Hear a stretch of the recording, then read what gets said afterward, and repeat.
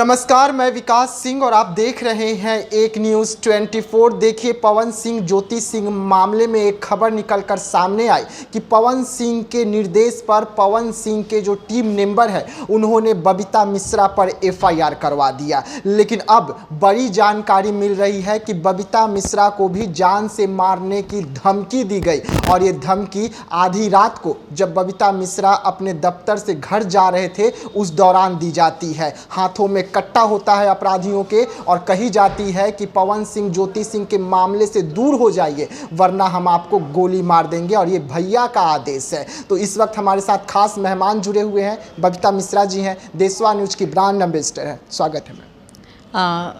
आपका भी बहुत बहुत स्वागत है। ज्योति सिंह पवन सिंह का मामला आपने दोनों को एक करवाया था। हालांकि ज्योति सिंह इस वक्त तबीयत खराब चल रहा है, जो खबरें निकलकर ज्योति सिंह के लिए सामने आ रही है, लेकिन आपको धमकी मिल गया। पहले तो पवन सिंह की ओर से आप पर एफआईआर दर्ज कराया जाता, उसके बाद पवन सिंह के गुंडे आपके गाड़ी तक को रोक लेते हैं, क्या कहेंगे? देखिए, एफआईआर दर्ज और आवेदन दिया गया है। और पहले मैं बता दूं कि एफआईआर दर्ज कब हुआ ये मुझे आइडिया नहीं है। ये इन्होंने 24 तारीख को किया है एफआईआर दर्ज, लेकिन घटना मेरे साथ 23 की रात को हुई है। सोचने वाली बात है। अपने आप को बचने के लिए इन्होंने 24 को एफआईआर दर्ज किया है।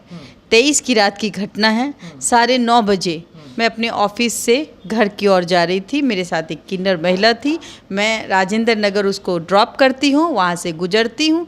जैसे मैं पुल के उस पार आती हूँ तो वहाँ एक घना वृक्ष है और उसमें 4 लोग, मतलब 2 मोटरसाइकिल पे 4 लोग सवार थे और गले में पूरा एकदम कवर किया हुआ था, जो हेलमेट आती है कवर वाली, वो 2 लोग हमारे सामने आते हैं। चूँकि हम मोबाइल देख रहे थे तो गाड़ी रुक गई और मेरी गाड़ी को देख के बहुत सारे लोग रोकते भी हैं और हम रुक भी जाते हैं। और आपको भी पता होगा कि मैं 2 बजे भी रात में कवरेज के लिए निकल जाती हूँ। जैसे किसी का कॉल आया, किसी की घटना हुई तो मैं खुद ही 2 बजे रात में कवर करती हूँ। आपने भी देखा है इस चीज़ को। तो जब मैं उस रास्ते में मेरी गाड़ी रुकी तो मैं मोबाइल चला रही थी, मेरे सामने तुरंत शीशा खुल गया। शीशा को खोला, मैंने कहा भाई कौन है। तुरंत जैसे ही शीशा खोला तो उसने सीधे कहा कि अच्छा आप हैं बबीता। तो उस बात के हाँ तो यही तो है बबीता मिश्रा। मतलब दूसरा अपराधी बोला कि यही बबीता मिश्रा। हाँ, तो ये बोला कि पवन भैया का आदेश है कि ज्योति सिंह के मामले से आप हट जाइए वरना तो हमारे कपार में ये कट्टा देख रहे हैं ठोक देंगे। वो जो देसी कट्टा होता है वो मेरे कपार पर दिखा करके कि हाँ ठोक देंगे और इतना कह के वो चले जाते हैं कि आगे से नहीं, कोई न्यूज़ नहीं, ज्योति का साथ देना नहीं है। मतलब आप सच्चाई का साथ दे रहे हैं तो आपको धमकी दिया जा रहा है, वो भी पवन सिंह के आदेश पर धमकी। देखिए, बिल्कुल पवन सिंह ही करवा रहे हैं और मैं इसके लिए प्रियांशु जो है, अगर उसकी कॉल रिकॉर्डिंग को खंगाला जाए तो पता चल जाएगा कि प्रियांशु और पवन सिंह के टीम और पवन सिंह में क्या कनेक्शन है। प्रियांशु एक वीडियो में कहता हुआ नज़र आ रहा है कि बबीता मिश्रा जी, पवन सिंह और टीम पवन सिंह, खास करके पवन सिंह आपसे बहुत नाराज़ हैं। टीम पवन सिंह बहुत खार खाए हुए हैं, आपको रगड़ दिया जाएगा और एक वीडियो में तो कहा है कि दुनिया से उठा देंगे। ये इनका जो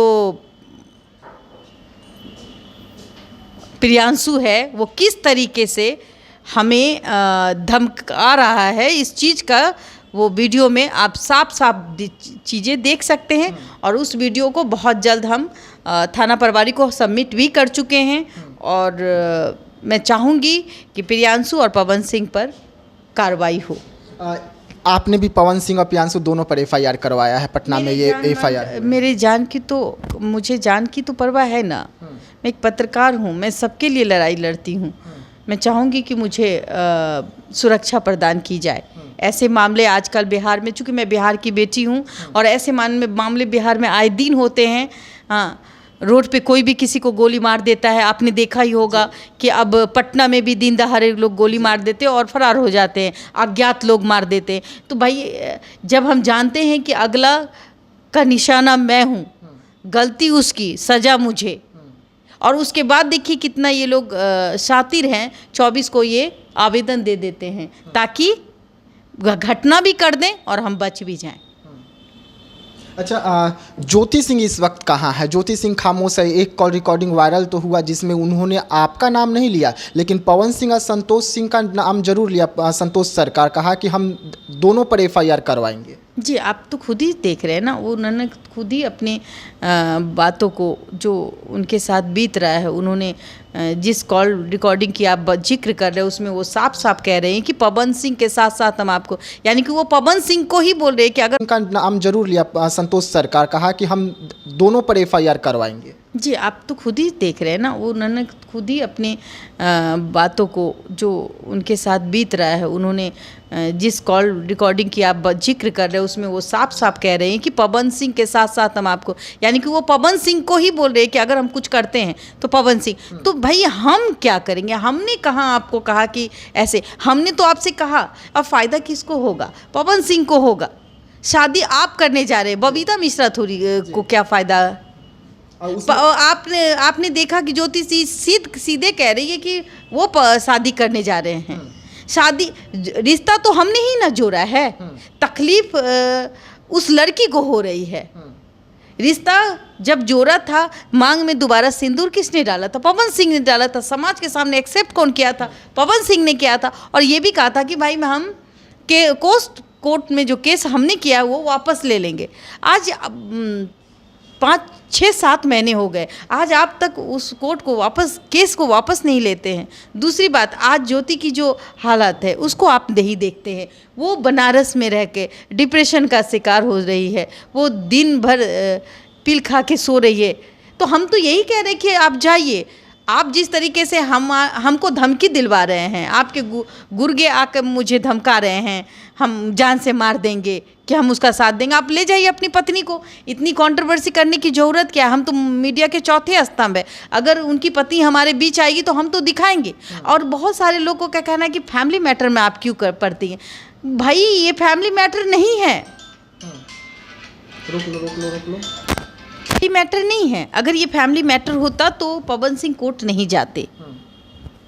कोर्ट में अनाप शनाप जो बयान दर्ज किया है वो बाहर नहीं आता, क्योंकि वो मीडिया का पार्ट है। जो भी आप करेंगे वो आ जाएगा।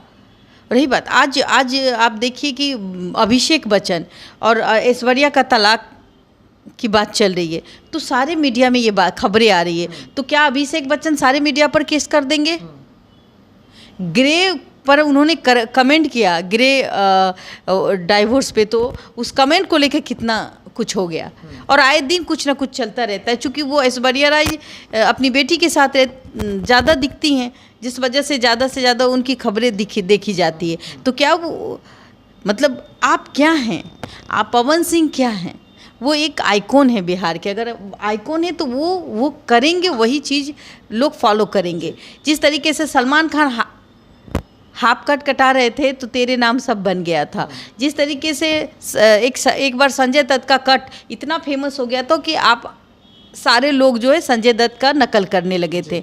तो जाहिर सी बात है कि जब आपके जो फैंस हैं वो देखेंगे कि भाई यहाँ इतना, तो इनको कुछ नहीं होता है तो हमको क्या होगा? ये 2-4 शादी करते तो इनको कुछ नहीं होता है तो हमको क्या होगा? वो भी लड़कियों को यूज़ करेंगे, छोड़ देंगे और संतुलन बिगड़ जाएगा। जो समाज में संतुलन है, मैं बता दूं आपको कि मैं एक पत्रकार के साथ साथ सामाजिक महिला भी हूं। मैं एनजीओ से भी जुड़ी हुई हूं और घरेलू हिंसा पर मैं काम कर रही हूं। अगर घरेलू हिंसा पे काम कर रही हूं तो सरकार कहती कि बेटी बचाओ बेटी पढ़ाओ, और नरेंद्र मोदी की सरकार है जहां बेटी को बचाना बहुत ज़रूरी है। मैं उसी पे काम कर रही हूं। अगर इसमें मेरी गलती है तो हमें सज़ा मिलनी चाहिए, बिल्कुल मिलनी चाहिए।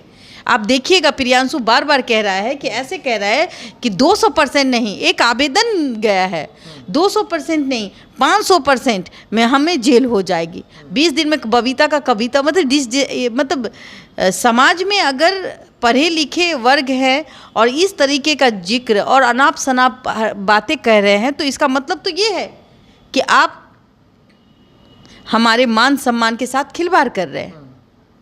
और रही बात, अगर मैं गलत हूँ, अगर तो मैं वहाँ के प्रशासन से जिस तरीके से आवेदन दिया गया है, और ये लोग इस तरीके से बोल रहे हैं कि भाई प्रशासन को इन्होंने खरीद लिया है, प्रशासन को, यूपी के प्रशासन, जबकि यूपी की व्यवस्था सबसे अच्छी है।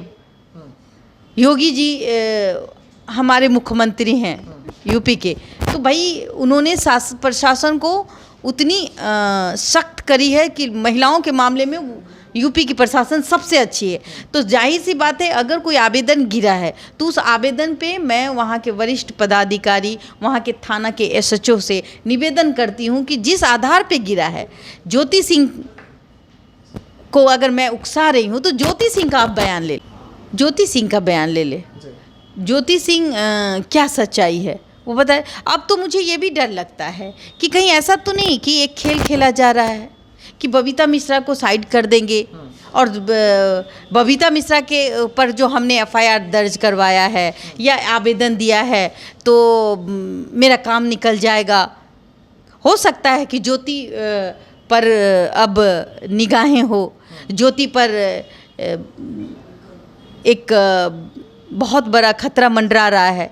मैं योगी जी से प्रार्थना करूँगी, वहाँ के प्रशासन से प्रार्थना करूँगी कि ज्योति की सुरक्षा सबसे बड़ी है, आप ज्योति सिंह की सुरक्षा प्रदान करें।